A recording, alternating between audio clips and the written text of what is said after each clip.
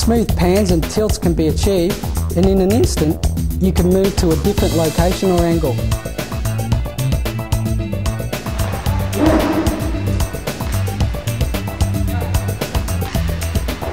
Wide angle and mid shots can look very effective with this method, and in a matter of minutes you can cover many metres, multiple angles, difficult terrain, and be ready for your next shot.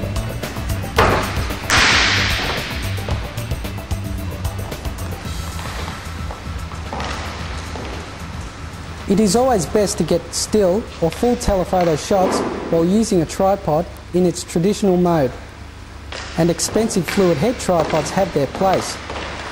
But before you go and outlay the cash, give a few of these methods a try.